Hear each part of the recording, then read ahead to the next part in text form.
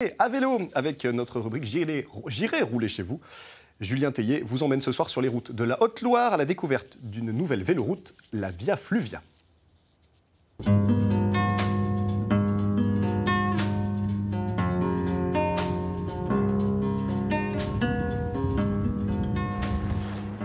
Rouler face au vent sur ces beaux plateaux de moyenne altitude, slalomer entre les sucs, gravir le Mont Mézin et ses 1753 mètres d'altitude. Bienvenue en Haute-Loire, un département particulièrement adapté à la pratique du vélo. C'est là qu'on vous emmène dans ce nouveau numéro de J'irai rouler chez vous. Et aujourd'hui, on a choisi de vous faire découvrir la Via Fluvia, un itinéraire aménagé pour les vélos d'une centaine de kilomètres. Il relie deux fleuves, la Loire et le Rhône, et il suit le tracé d'une ancienne voie ferrée. Un trait d'union entre deux vallées, entre deux fleuves, la Loire et le Rhône, qui ne se croisent jamais. La véloroute Via Fluvia suit le tracé d'une ancienne voie de chemin de fer qu'empruntait un petit train à vapeur, la Galoche, entre la fin du 19e et les années 30. Un voyage en pleine nature qui nous fait traverser trois départements, la Haute-Loire, la Loire et l'Ardèche. Cet itinéraire, presque intégralement en site propre, est de plus en plus fréquenté. Près de 40 000 cyclistes recensés sur les points de passage en 2022. L'été, c'est un défilé. En automne, on est un peu seul au monde. Mais on a quand même trouvé quelques compagnons de route, comme Ethan. Oh, le sprint d'Ethan! Youhou! Un peu plus loin, on tombe sur Guillaume et François, deux copains marseillais partis de Tain-l'Hermitage pour 4 jours d'itinérance.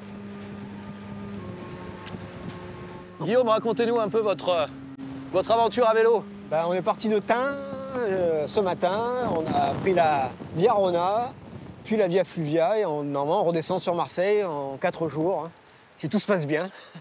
Vous avez passé donc le Rhône, l'Ardèche. Le Rhône, l'Ardèche, on est passé par Annonay, et puis la Via Fluvia avec le petit col qui monte bien. Col du Tracol. Le col du Tracol, voilà.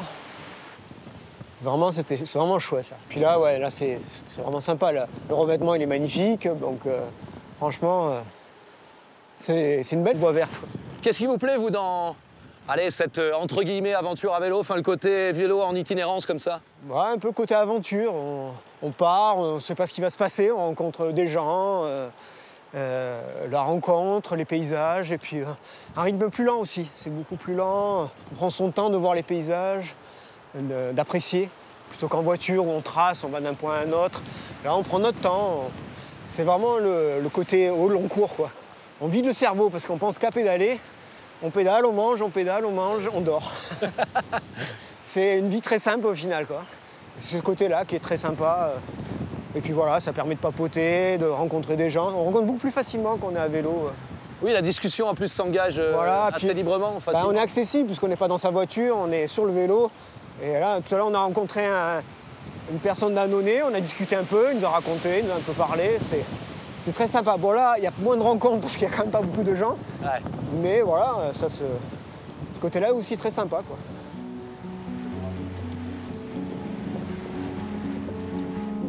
Le passé ferroviaire est présent tout au long du parcours. À la gare de Rocoul, on tombe sur un autre train historique, le Velay Express. Il circule de mai à octobre et si vous en avez plein les pattes, il peut vous ramener jusqu'à Saint-Agrève en Ardèche. Guillaume et François vont dormir à l'abri de l'orage, dans un hébergement spécialisé dans l'accueil de cyclistes. Guillaume. Vous êtes bien équipés? Ouais. Et bien dans le timing, parce que dans 5 minutes, on a la pluie. C'est pour ça qu'on... Parfait. Le timing est parfait, en effet. Donc on a un endroit bien sécurisé.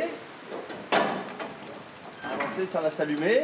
Nous, en fait, on est installé ici et on est label accueil vélo parce qu'il y a la Via Fluvia. C'est 80% de notre clientèle. C'est des gens, en majorité des jeunes retraités, mais ce qui est super sympa, c'est qu'on a aussi beaucoup de familles avec des enfants, des petits-enfants. Et c'est du voyage sans bouger de la maison parce que ça nous permet de partager plein d'expériences.